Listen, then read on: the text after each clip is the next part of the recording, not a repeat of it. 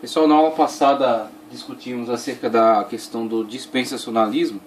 Vimos aí o desenvolvimento dessa abordagem de interpretação bíblica, né, com o seu surgimento através da pessoa de John Nelson Darby, e a grande propagação que essa escola teve na época de Cyrus Scofield, com a inserção nas Bíblias do comentário, né, os comentários bíblicos sendo inseridos na própria página da Bíblia. Então o surgimento da Bíblia comentada e a sua grande aceitação pelo público, e aproveitando então essa nova estratégia, obteve também grande propagação para essa abordagem de interpretação bíblica, a abordagem dispensacionalista. E vimos que o dispensacionalismo promoveu então a fundação de muitas escolas, de muitos institutos bíblicos, sistematizou a forma de aprendizado dos textos bíblicos, né? Proporcionou uma ferramenta de interpretação muito válida, uma ferramenta de interpretação que auxiliou tremendamente aí as lideranças, os ensinadores e os cristãos de modo geral. E aí vimos, a partir dessa escola, o envolvimento dela com a linha de interpretação pré-milenista, pré-tribulacionista. Logo, atualmente adotamos a nomenclatura pré-milenista, pré-tribulacionista, dispensacionalista, porque a forma, o modo de interpretação, a proposta de interpretação bíblica casou muito bem com esta abordagem pré-milenista, pré-tribulacionista, essa questão de ser futurista em relação ao milênio e ser literalista em relação à realização dele no plano literal, né, no plano da vida literal. E a questão cronológica, né? A questão da Bíblia indicar 1000 anos, e o pré-milenista, pré-tribulacionista entender que sejam 1000 anos literais, e o dispensacionalismo dá respaldo aí para essa interpretação. Então vimos a importância dessa escola, e a partir de agora vamos discutir um pouco mais acerca das doutrinas tribulacionistas, a partir do pré-tribulacionismo, e depois passamos para a interpretação pós-tribulacionista. Então vimos aí as diferentes escolas, né, de interpretação que fazem suas propostas de interpretação em relação ao milênio, ao texto de Apocalipse capítulo 20, versículos 4 ao 6, que trata acerca do milênio, do período de 1000 anos em que Cristo reinará na terra, em que os salvos estarão juntamente com ele aqui para reinar durante esse período. E vimos que as escolas apresentam diferentes propostas de interpretação desse texto, que é um texto de difícil interpretação, é um texto que nos remete a algo futuro, pelo menos para uma determinada escola, nos remete a algo futuro, algo que foi visto por João através da revelação divina em Apocalipse, foi transmitido a nós, mas não é possível firmar aí uma interpretação que seja definitiva, uma interpretação que seja inquestionável. Então o que temos são as propostas de interpretação e as suas fundamentações.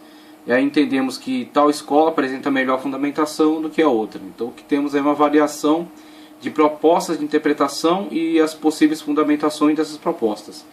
Dentre as interpretações, vimos ao longo das nossas aulas o surgimento na igreja primitiva do pré-milenismo, tá? O pré-milenismo, aquilo que convencionamos chamar quiliastas, tá certo? Os intérpretes que olhavam para a questão do milênio de uma forma muito mais simplificada e de uma forma muito mais, vamos dizer assim, literalista, uma forma amplamente literalista, quando eles traziam entendimento, fazendo uma analogia com a época da criação, em que a criação foi desenvolvida ao longo de 6 dias. Em 6 dias Deus criou todas as coisas, e no 7º dia descansou. Então alguns pais da igreja, como Irineu, por exemplo, aproveitavam essa estrutura para remeter isso à questão milenar, à questão do fim dos tempos, pensando, se no começo foram 6 dias de criação e 1 de descanso, o tempo da história humana se desenvolverá em 6.000 anos de história, e o ano 7.000, um ano de descanso, o milênio sabático, a entrada para o 7º milênio, a entrada para o 7º milênio será também a entrada para o milênio sabático.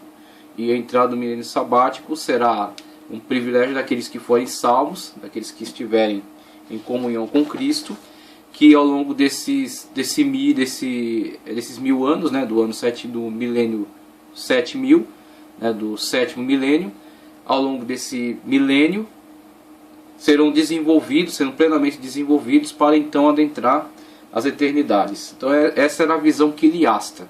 A partir dessa interpretação quiliasta surgiram algumas propostas, inclusive alguns excessos, quando alguns começaram a propor datas para o encerramento dos 6 milênios, né, dos 6.000 anos, e consequentemente a entrada no sétimo milênio. Então, quando desenvolve-se essas hipóteses começam a avançar além dos limites, além da medida, e começam a propor datas, aquilo que é vedado pela palavra de Deus, como Cristo fala que ele não tinha conhecimento, né, no estado humano em que estava, não lhe era dado conhecer. E aquilo era uma mensagem direta para nós, porque ele estava na condição humana, na qual estamos. Então não é dado conhecer. Se não é dado conhecer, então não podemos avançar além desse limite. Existe um limite, por mais interessantes que sejam as hipóteses, por mais bem construídas que sejam, bem fundamentadas, elas têm um limite, que é exatamente a questão de não saber a data da vinda do Senhor, a data do estabelecimento desse reino, a data exata.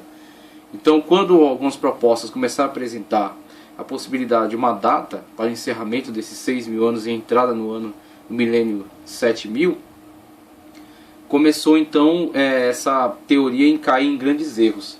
E aí vimos que dentre os erros surgiram também os excessos na forma como exemplificavam o sétimo milênio. Então muitos propositores diziam que o sétimo milênio seria um período de grande algazarra, seria um período de grande farra, né, um período em que as pessoas folgariam, beberiam, comeriam e haveria uma grande festa. E de tal forma excederam, né, exageraram nessa descrição, que começaram a causar uma revolta em alguns estudiosos da palavra de Deus, pessoas muito capazes, pessoas muito cultas, que começaram a atentar contra essa interpretação, julgando que essa interpretação fosse uma interpretação bastante carnal, uma interpretação bastante antibíblica. E aí vimos a escola de Alexandria, que é uma escola que trabalha muito com a ferramenta da alegorização, começar a apresentar outra proposta. E aí vimos que surge com uma reação, né, com uma resposta a essas propostas, essa forma de interpretação exagerada dos quiliastas, surge o antiquiliasmo. Então, primeiramente, numa transição para aquilo que virá a ser o amilenismo, surge primeiro o antiquiliasmo, aqueles que contestam os excessos propostos pelos quiliastas. Então, a partir dessa contestação, a nova proposta surge com o amilenismo. E aí o amilenismo, vimos grandes expoentes que defenderam o amilenismo, como Orígenes, tá certo? Orígenes, um dos grandes representantes aí da escola de Alexandria. Depois de Orígenes vimos, por exemplo, Agostinho de Hipona, né, que começa como um quiliasta, começa como um pré-milenista, mas diante desses excessos volta-se para o amilenismo, né? Diante desses excessos abandona essa interpretação pré-milenista, quiliasta, e adota então o amilenismo, lançando algumas propostas de interpretação, conforme lemos aí no livro A Cidade de Deus. E não somente isso, mas no decorrer da história vimos que de dentro do amilenismo surge uma terceira proposta chamada pós-milenismo. Então o amilenismo questiona o quiliasmo, questiona o pré-milenismo arcaico. E de dentro do amilenismo surge a proposta pós-milenista. Então o amilenismo diz que o reino de Cristo é na glória. E Cristo está reinando na glória com aqueles que estão juntamente com Ele lá, e está reinando aqui por meio da igreja, no coração daquele que é salvo. Então, Agostinho até interpreta aquela passagem de Cristo, fala que aquele que é mais valente invade a casa, manieta ou amarra o valente e toma-lhe os bens. Falando acerca da sua abordagem de salvação. Então quando ele domina o diabo que estava influenciando a tal pessoa, a pessoa quando abre seu coração para a salvação, Cristo entra, domina essas forças malignas que o estavam acorrentando, e o liberta, e o traz à liberdade. E Agostinho faz uma analogia dessa interpretação com aquilo que é descrito no milênio com relação ao diabo estar amarrado por 1000 anos. Então ele diz, essa descrição do milênio, do fato do diabo estar amarrado por 1000 anos, primeiramente, os 1000 anos não são necessariamente cronológicos, são simplesmente uma descrição simbólica de grande período. Então não é necessariamente cronologicamente 1000 anos, mas simplesmente a abordagem bíblica para descrever um grande período, então um grande período de tempo. Outra, a questão do diabo estar amarrado não é necessariamente que no plano físico, em relação à Terra, a todos os ambientes terrestres, o diabo esteja amarrado. Mas sim o fato, e isso que é importante, o diabo está amarrado em relação à vida dos cristãos, em relação àqueles que aceitaram a Cristo e estão em comunhão com Deus. Então em relação a eles, o diabo está amarrado porque não tem poder sobre eles. Então Agostinho lança essa proposta de interpretação amilenista, de interpretação alegórica desses textos, com esta abordagem de que Cristo reina na glória, o seu reino está estabelecido na glória, né? Então podemos colocar a cidade de Deus e a cidade dos homens. Então a cidade de Deus se sobrepõe à cidade dos homens e ao reino de Cristo. Cristo está reinando na glória com os seus. E também no coração daquele que está com ele aqui na terra, na cidade dos homens, mas sobre os quais o diabo não tem poder, porque em relação a eles está amarrado. Essa é a condição, essa é a interpretação proposta por Agostinho.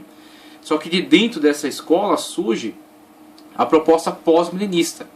E a proposta pós-milenista, como vimos lá, definida por grandes nomes também, como podemos citar Jonathan Edwards, William Carey, né, Whitby, podemos citar essas pessoas que laboraram aí pela propagação do reino de Deus, da igreja, porque tinha uma proposta que assemelhava-se ao amilenismo, no sentido de alegorizar esses textos bíblicos, mas a tendência que dava essa alegorização era no sentido de entender que o reino de Cristo não é cronológico, sim, não é cronológico, como dizem os amilenistas, mas o reino de Cristo não é na glória, não está só na glória, no céu, né, no ambiente celestial. O reino de Cristo está sendo estabelecido aqui. Está sendo estabelecido aqui. Então a igreja é responsável pela construção do reino de Cristo na terra, subjugando toda a terra por meio do Evangelho. Então quando todos forem alcançados pelo Evangelho, por isso que Cristo falou, ide por todo mundo pregar o Evangelho a toda criatura. Então eles leem essas passagens como: temos a obrigação de ir por toda a terra, capacitados pelo poder de Deus, a ganhar todos para Cristo, colocar todos debaixo do reino de Cristo, e então quando Cristo reinar nestas vidas, se não todas, na grande maioria delas, o reino será estabelecido. Cristo virá à terra fincar a bandeira do seu reino, que conquistou por meio da igreja, a qual capacitou. Tá certo? Então o pós-milenista, diferentemente do amilenista, veja, amilenismo, essa partícula de negação A, entende-se, o milênio não é literal, o milênio é uma abordagem alegórica, não é cronológico em sentido de ter 1000 anos, e não é na terra no ambiente físico, mas sim no ambiente espiritual. Ele é no ambiente espiritual, ele está presente, ele é real. Dizer que é alegórico não é dizer que é falso, é dizer que não é terrestre, tá certo? Ele é espiritual, ele é real e está acontecendo aqui, agora, mas não nesse ambiente, no ambiente celestial. A proposta pós-milenista, veja, temos o milênio, a questão do milênio, eles também adotam uma visão alegórica em relação ao milênio, mas eles são pós. E o que é pós? Depois. Então, enquanto a abordagem antiga, pré-milenista, quiliasta, dizia que o milênio está para frente, é futuro, o pós-milenista, ele diz, o milênio é agora. O milênio está sendo construído por nós. E quando Cristo vier à Terra, não virá estabelecer o milênio, e sim estabelecer a sua bandeira no milênio. Ou seja, o milênio já foi construído, o reino já está construído, e eu vim aqui estabelecer a minha dominação, tomar posse do milênio. Então o pré-milenista diz, Cristo vem fundar o milênio, para vivenciarmos nele. O pós-milenista diz, não, Cristo vem tomar posse do milênio, porque o milênio está sendo construído agora, pela sua igreja.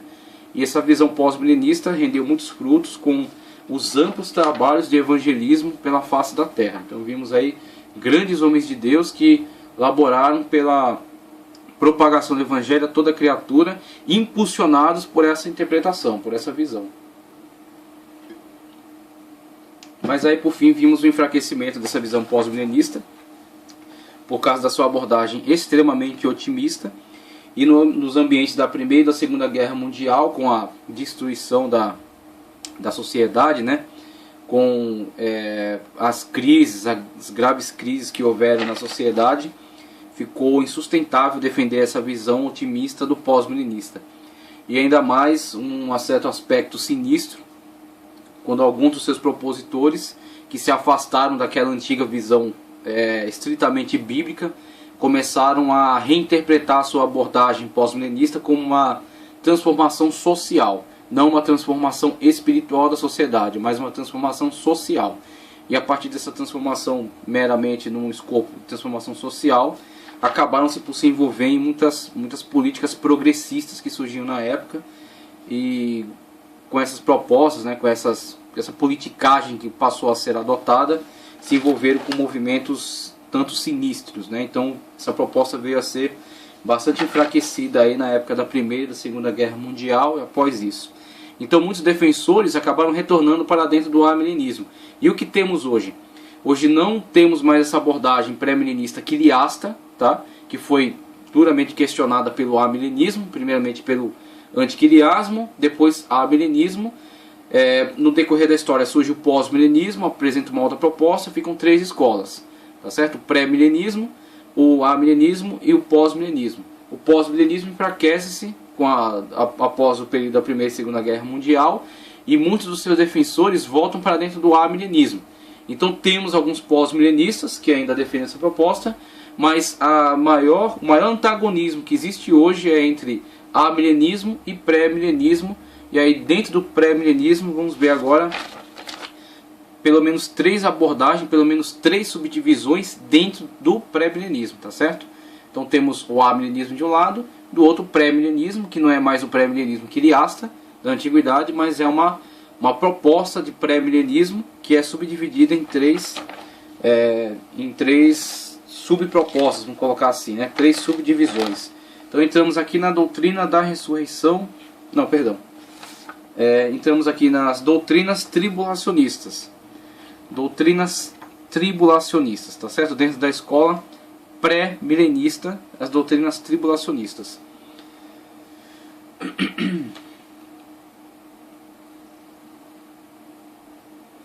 Os conceitos tribulacionistas são todas aquelas escolas de interpretação do período tribulacional. O nome desses conceitos é tribulacionismo. O nome desses conceitos é pré-tribulacionismo, pós-tribulacionismo e mid-tribulacionismo. O ponto crucial desses conceitos reside na seguinte pergunta: a igreja vai ou não passar pela grande tribulação? Então vemos aí qual é o ponto, qual é o novo eixo que é proposto aí nessa abordagem dessas subdivisões do pré-milenismo. Aí vimos essas 3 grandes escolas, né, que se desenvolveram ao longo da história, e vimos que uma delas está subdividida em 3 subdivisões. Então dentro do pré-milenismo, que é o grande grupo, temos esse grande grupo subdividido em 3 propostas. A proposta pré-tribulacionista, então o eixo da discussão nesse caso específico não é o milênio, tá certo? O eixo da discussão nesse caso específico não é o período do milênio. O período do milênio era o eixo da discussão em torno daquelas escolas pré-milenista, amilenista e pós-milenista, tá certo? Esse tema era o tema que dividia essas 3 abordagens. Agora, o tema que está subdividindo a escola pré-milenista é a questão da tribulação, o período da tribulação. Então vemos que o pré-tribulacionista, dispensacionalista, ele subdivide esses períodos, tá certo? Os coloca no encadeamento cronológico e entende que cada um deles será vivenciado literalmente. Então a ênfase do pré-tribulacionista é uma interpretação literal daquilo que está posto pela Escritura. E aí vemos, dentre as subdivisões do pré-milenismo, as mais importantes pelo menos, temos a pré-tribulacionista, que é associada ao dispensacionalismo e que pode ser também associada, como vimos aí na aula anterior sobre dispensacionalismo, pode ser também associada ao fundamentalismo, tá certo? E ao tradicionalismo bíblico. Então essas abordagens que surgiram aí para fazer uma apologia do texto bíblico, né, uma apologia da inerrância bíblica, fizemos questão de diferenciar esta abordagem de fundamentalismo dos fundamentalismos que têm surgido no mundo, que se interessam aí por violência, por atentado, por se colocar de uma forma agressiva contra outras opiniões, outros povos. Vimos que, especificamente no caso desse tipo de fundamentalismo, nesse contexto, a questão aqui é uma questão de defesa bíblica. É uma questão de ter a Bíblia por seu fundamento. E entender que ela é inerrante, tá certo? E entender que ela é uma revelação divina. Então a discussão aqui está dentro do escopo do texto bíblico, né? A questão de essas abordagens de fundamentalismo que têm sido colocadas pela mídia. Então temos aí o esquema pré-tribulacionista, que é associado ao dispensacionalismo, essa abordagem de interpretação bíblica, que olha para todo o contexto histórico e o subdivide em dispensações, entendendo que Deus trabalha de uma determinada maneira em cada dispensação, tá certo? Em cada período desse da história. E aí vimos que dentro da visão panorâmica da escatologia, o pré-tribulacionista, dispensacionalista, olha para as narrativas como divisões também, como períodos, como momentos diferenciados que serão vivenciados literalmente. Então ele busca entender cada momento desse, o que acontecerá em cada situação dessa, qual será o seu efeito para a igreja e como isso pode ser encadeado numa linha cronológica. Então vemos que o pré-tribulacionista leva muito a sério essa questão de colocar os fatos no seu encadeamento cronológico e como isso afetará a vida da igreja e como isso afetará o mundo. Certo? Então vemos aí nessas propostas, começamos pelo pré-tribulacionismo.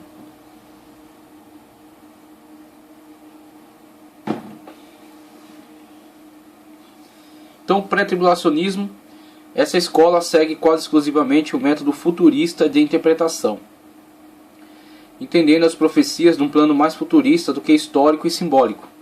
Veja que o pré-tribulacionista, ele é amplamente futurista, tá certo? Ele entende que esses fatos, eles estão para acontecer.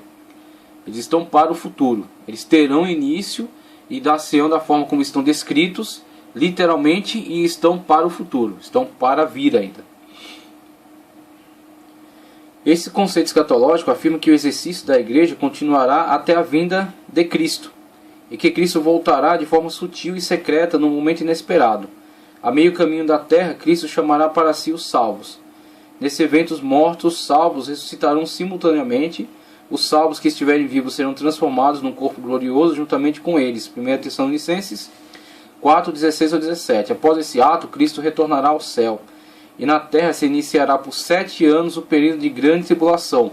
Tudo isso está descrito aqui, ó, com a época em que estamos vivendo. Inclusive essa própria designação aqui, parêntese profético, ela está dentro do escopo de interpretação do pré-tribulacionista, dispensacionalista, essa abordagem de interpretação bíblica, que associa a profecia da 70ª semana de Daniel com todos os eventos escatológicos que estão sendo descritos aqui em Apocalipse. Entendendo que o 69º ano cumpriu-se com a crucificação e a ressurreição de Cristo, tá certo? E a fundação da igreja e a continuidade da obra de Cristo por meio da igreja está dentro de um parêntese que não foi visualizado por Daniel. Então Daniel vê as 69 semanas cumprindo sobre a história do seu povo, o povo de Israel. E da 69ª semana para a 70ª existe um lapso de continuidade. Esse lapso de continuidade é aquilo que Paulo chama de inserção. Então nós somos o jambuzeiro bravo inserido na videira verdadeira. A videira verdadeira é Israel, sobre a qual foi profetizada as 70 semanas. As 70 semanas são para Israel. E aí veja a abordagem pré-tribulacionista. Ela entende que existe uma forma de Deus tratar com Israel e existe uma forma de Deus tratar com a igreja. Isso é dispensacionalismo. Tá? Se você tiver uma abordagem aliancista, que é a abordagem preferida pelos pós-tribulacionistas, que são também bastante usuários do esquema da ferramenta de interpretação alegórica, eles são mais próximos do do amilenismo e do pós-milenismo do que do pré-milenismo na questão do uso dessa ferramenta alegórica. Eles são pré-milenistas, mas eles podem ser chamados pré-milenistas históricos, por causa desse uso que eles fazem da questão da ferramenta da alegorização e a abordagem que eles têm dispensando, né, rejeitando essa questão dispensacionalista. Então o dispensacionalismo, ele olha para aquela profecia da 70ª semana de Daniel, entendendo que entre a 69ª e a 70ª existe um lapso, que é por Paulo chamado inserção. E essa inserção é a história da igreja, que está inserida dentro da história de Israel, mas que a interrompe, que não se mistura com ela. A 69ª está em suspenso, está parada, aguardando o quê? O cumprimento da 70ª. E quando dá-se ao início da 70ª semana? E aí a leitura pré-tribulacionista dispensacionalista entende que a igreja, por estar inserida entre a 69ª e a 70ª, ela é um parêntese na narrativa. Ela é um parêntese na narrativa histórica, como se as 70 semanas de Daniel viesse numa continuidade de narrativa histórica, desde a reconstrução do templo, a saída da ordem para reconstruir o templo, né, se não me engano, na época do reino de Artaxerxes, tá certo? Se eu não me engano aqui. Então a saída da ordem para reconstruir o templo inicia o relógio profético revelado a Daniel, das 70 semanas. Segue-se o relógio até a 69ª. E no cálculo, né, dos períodos que Daniel descreveu ali, podemos alcançar até a época da crucificação. E o próprio Daniel narra isso, na 69ª. Ele diz que o Filho do Homem virá e que será morto pelo príncipe do povo que há de vir. Então será tomado não para si, mas para benefício do seu povo. Então quando o Filho do Homem morre, cumpre-se ali a 69ª, conforme Daniel havia visualizado. Mas existe algo que Daniel não aborda na 70ª semana, porque não foi revelado a ele. E essa questão que não foi plenamente abordada por Daniel é a história da igreja. Isso realiza-se quando Cristo, vindo para o seu povo, ele chora sobre Jerusalém, por exemplo, dizendo: ó Jerusalém, quis ajuntar eu a vós debaixo das asas, como uma galinha junta seus pintinhos, mas não quiseste. Jerusalém, que mata os profetas que são enviados a ti.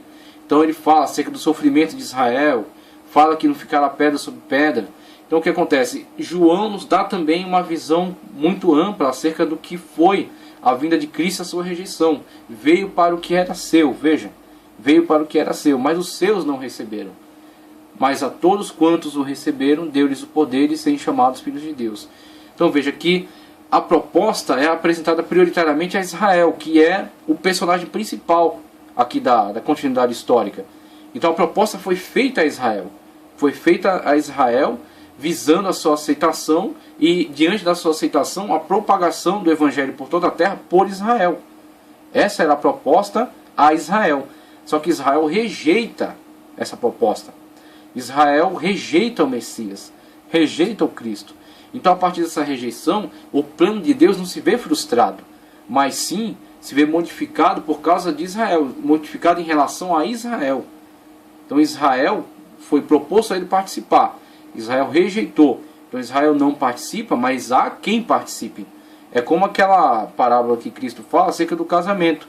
Manda chamar primeiro, né, os convidados, né, e um não pode porque comprou gado, outros não pode porque vai ver uma terra, outros não pode porque isso, porque aquilo, e aí outros lançam mão dos mensageiros e os espancam. Então vemos que esta parábola de Cristo, ela pode nos explicar muito acerca do comportamento de Israel em relação à mensagem. Então foi oferecido lugar nas bodas, à mesa do Senhor, para Israel, para os convidados, aqueles que de antemão estavam na lista. Só que diante da rejeição dele, qual é a ordem do Senhor da casa? Ide por todos os valados, ir pelos becos e apanhar todas as pessoas. Então todos aqueles que forem alcançados por essa mensagem e se dispuserem, terão lugar à mesa. Então veja que a abordagem agora é ampla, todos quantos. E aí, convidadas essas pessoas, o que será analisado delas? Se estão com a veste adequada, somente isso, é a veste que o próprio Senhor da casa que dá. Conforme a gente vê aí, pode ver estudiosos que falam acerca do comportamento da época, veem que para esse tipo de banquete, esse tipo de festa, era ofertado até uma veste adequada, um vestido adequado. Então o que acontece? Qual é a única restrição? Não estar com essa veste. Se estar com essa veste, pode estar à mesa, pode estar às bodas do Senhor. E essa é a condição da igreja. A igreja é aquela que foi colocada como centro da situação. Os gentios, por exemplo, a abordagem de Deus seria sempre alcançar os gentios. Só que eles seriam alcançados por Israel, que seria o personagem principal. Aqui, Israel seria o personagem principal e os gentios seriam alcançados por Israel. Só que isso se inverteu. Israel rejeitou, como nessa parábola os convidados rejeitaram, e por isso Israel passa de um papel principal para um papel secundário. E a igreja é inserida no papel principal. E a igreja passa a ser através de quem Deus alcançará toda a terra. Através da igreja. E a igreja é aquela que está inserida dentro desse parêntese. Então esse parêntese profético é o período da história da igreja. Até quando os testemunhos de Jeová e os adventistas do sétimo dia se aventuraram por esse terreno. De dizer até quando. É exatamente isso que está vedado a nós. Não sabemos até quando se estenderá esse parêntese profético. Mas sabemos que estamos dentro dele. E que a qualquer momento, conforme a abordagem pré-tribulacionista, Cristo virá arrebatar a igreja, que é, aliás, a abordagem do próximo ponto desse esquema dispensacionalista. Então o parêntese profético é encerrado com o arrebatamento da igreja. A igreja é arrebatada, o Espírito Santo é removido, aquele que impede a manifestação do iníquo, e então dá-se ao início da última semana de Daniel, que estava suspensa. Por causa da rejeição de Israel, por causa da inserção da igreja, tá certo? E com a retirada da igreja e a retirada do Espírito Santo, aquele que retém a ação do iníquo, dá-se-á a 70ª semana com a manifestação daquele que Daniel descreve como a abominação da desolação. A abominação da desolação que é descrita por João no Apocalipse como o anticristo. A besta que sobe do mar. Tá certo? Então, a conciliação entre elas é exatamente esse esquema de interpretação. Durante a grande tribulação, ocorrerá uma conversão em massa dos judeus, os quais receberão Jesus como seu Messias. Perdão, deixa eu voltar um pouco aqui. Nesse evento, que é o arrebatamento, certo? Que eu acabei de mostrar ali no quadro. Nesse evento, os mortos ressuscitarão e simultaneamente os salvos que estiverem vivos serão transformados num corpo glorificado juntamente com eles. 1 de Tessalonicenses 4, 16 ou 17. Após esse ato, Cristo retornará ao céu e na terra se iniciará por 7 anos o período da grande tribulação. Veja, então a igreja, o parêntese profético, encerra-se com o arrebatamento. Então aqueles que estiverem vivos serão transformados. Aqueles que estiverem mortos serão ressuscitados, que estiverem mortos em Cristo, né? Serão ressuscitados para então irmos ao Senhor, tá certo? Subirmos ao Senhor para encontrá-lo nos ares e participar então das bodas do Cordeiro. Primeiramente o tribunal de Cristo, que vamos abordar mais para frente, tá certo? Chamado Bema, aquele no qual Cristo entregará a cada um a recompensa pelo seu trabalho. Não é a recompensa da salvação, porque a salvação não é conquistada. A salvação não é ganha, ela não é um prêmio. A salvação, ela é ofertada por Cristo. A salvação, perdão, não é comprada. Ela é ofertada por Cristo. Então Cristo oferta a nós a salvação através da justificação com a qual Ele nos coloca diante de Deus. Então Cristo nos justifica com as suas obras. Qual é o nosso papel? Estamos submetidos a Cristo. Se subjugarmos a nossa carne e estamos submetidos a Cristo, somos por Ele justificados. Então nós não nos salvamos, nós nos submetemos àquele que nos salva. Então Cristo é que nos salva por meio das suas obras. Ele atribui os seus méritos a nós. E nós, então, com os méritos de Cristo e não nossos, nós somos salvos. Então ninguém ficou bonzinho, ninguém ficou santinho. A gente simplesmente se submete a Ele. Essa é a nossa santificação. Se separar do mundo e ser exclusivo para Cristo. Então, submetendo nossa carne e estarmos servindo e adorando a Cristo, e estarmos obedecendo em tudo as suas palavras, estamos submetendo a Ele a nossa carne, a nossa vida. E somos por Ele justificados do pecado. Então Ele atribui a nós os seus méritos, méritos de salvação. Com isso, aqueles que estiverem vivos serão transformados, aqueles que estiverem mortos em Cristo serão ressuscitados, e todos encontraremos com o Senhor nos ares para participar do julgamento de Cristo, que não é a questão de salvação ou condenação, porque quem estiver lá já está salvo em Cristo, já foi levado para a glória com Cristo. Mas será atribuída a cada um uma recompensa por aquilo que fez por Cristo na sua obra. Tá certo? E Paulo descreve isso na carta de Coríntios. Vemos então aí a questão daqueles que foram arrebatados, e então, passado o período da igreja, o parêntese profético com o arrebatamento, dá-se ao início da 70ª semana. Tá? A 70ª semana, que é dividida em 3 anos e meio e 3 anos e meio. Os primeiros 3 anos e meio é chamado falsa paz. A falsa paz no qual o anticristo desenvolverá o seu governo pela terra. E aí vemos em Apocalipse a descrição desses períodos com a abertura do livro selado com 7 selos, tá certo? Cada selo nos dá um aspecto do desenvolvimento do governo do anticristo, tá certo? Os primeiros 4 cavalos, o cavalo branco com um cavaleiro que foi lhe dado uma coroa e um arco e saiu vitorioso para vencer. Vemos que nessa abordagem, Cristo não é ao mesmo tempo aquele que abre os selos, não é aquele que abre o livro, e é também o resultado do selo. Então quem está abrindo o livro é Cristo, o livro está na mão dele, ele é o Cordeiro de Deus. E ele está abrindo o livro selado com 7 selos, e quando ele abre o livro sai este cavaleiro. Tá certo? O primeiro selo libera a ação deste cavaleiro. O cavaleiro montado no cavalo branco, foi-lhe dada uma coroa. Então veja só, a coroa de Cristo, a sua realeza, foi conquistada por ele. Ele é Rei dos Reis e Senhor dos Senhores, por causa da obra que ele realizou por nós. Não foi alguém que lhe deu isso, que lhe concedeu isso. Ele conquistou, pela sua obra na cruz do Calvário. Ele é Rei dos Reis e Senhor dos Senhores. Ele já era, sempre foi, eternidade, ele é Deus. Só que com a sua obra na cruz do Calvário, ele veio até nós, se tornou homem, como todos nós, mas sem pecado, morreu e ressuscitou. Então veja, a condição de Cristo Jesus em relação a nós, nos coloca no privilégio de tomar o livro. Inclusive João, quando vê essa situação, ele vê que ninguém poderia abrir o livro. Por quê? Porque só Cristo que desceu até nós e sofreu por nós. E morreu por nós. E foi condenado em nosso lugar. E ressuscitou e nos justifica com a sua obra. Então, a ele compete esse juízo. A ele compete esse julgamento. Então, o livro está nas mãos de Cristo. Cristo abre este livro. Cristo libera o selo. No primeiro selo sai esse cavalo. Esse cavalo não tem nada a ver com Cristo.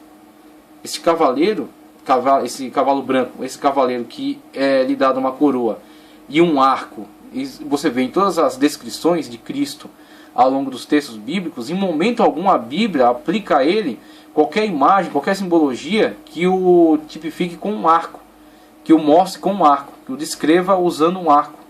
Então vemos aí a questão desse símbolo que nunca foi empregado em relação a Cristo, e vemos ele associado a esse personagem. E aí vemos, por exemplo, Nimrod no Antigo Testamento foi descrito como um caçador. Um caçador, por exemplo, naquela época, poderia ser visualizado usando um arco.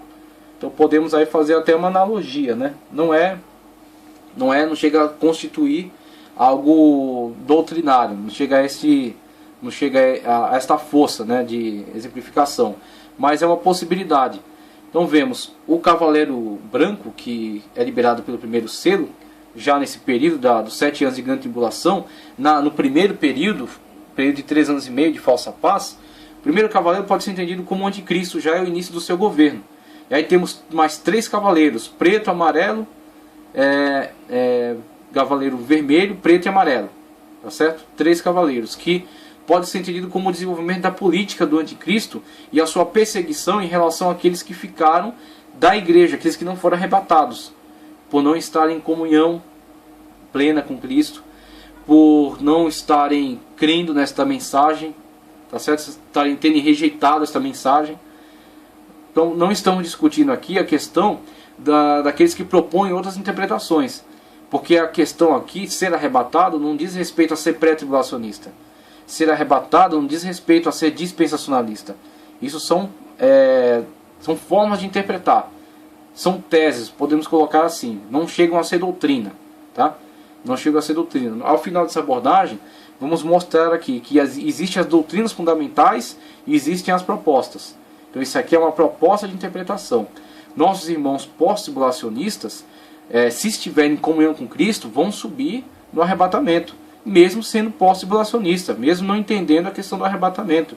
O arrebatamento não é questão de ser pré-tribulacionista, pós-tribulacionista ou mid. Não é questão de ser amilenista. No arrebatamento vão subir os amilenistas. No arrebatamento vão subir os pós-milenistas. Por quê? Porque é uma questão de comunhão. Se estiver em comunhão com Cristo, se foi justificado pelos seus méritos, se está salvo na pessoa bendita de Cristo Jesus, vai subir no arrebatamento. E quando chegar lá, vai compreender plenamente toda essa questão que foi abordada pela Bíblia, pelo apóstolo Paulo. No momento, no abrir e fechar de olhos, estaremos juntamente com o Senhor nos ares. Então nossos irmãos de outras interpretações, desde que estejam em comunhão com Cristo, sobem no arrebatamento, independentemente de não entenderem dessa forma. Porque isso aqui é uma proposta de interpretação. Entendemos, a partir da leitura que fazemos do texto bíblico, que ela é a mais plausível, que ela é a que goza de mais fundamentos. Agora, outras pessoas têm outras abordagens. Mas a questão do arrebatamento não está vinculada a adotar essa ou aquela escola, e sim a comunhão. Se está em comunhão com Cristo, será alcançado pelo arrebatamento, por essa graça de se encontrar com o Senhor nos ares. Quem vai ficar no arrebatamento? Quem não estiver em comunhão. Esse sim, esse vai ficar. Aquele que não está em comunhão com Cristo, aquele que não está vivendo uma vida, uma vida de acordo com a palavra, né, uma vida pautada pela palavra. Aquele que não está vivendo uma vida pautada pela palavra de Cristo não tem comunhão com Ele e não será arrebatado. Vai ficar, vai visualizar o desenvolvimento do governo do anticristo, será perseguido por ele, e no quinto selo, quando Cristo abre o quinto selo, vemos a abordagem de Apocalipse em relação a esses que serão martirizados por terem ficado. Como na parábola das 10 virgens. As 10 eram virgens. As 10 esperavam um esposo. As 10 dormiram. Só que 5 tinham azeite reserva. O que é esse azeite reserva? É exatamente essa comunhão íntima com Cristo. Então, eles todos conhecem essa palavra. Todos pertencem a Cristo, estão no reino dele.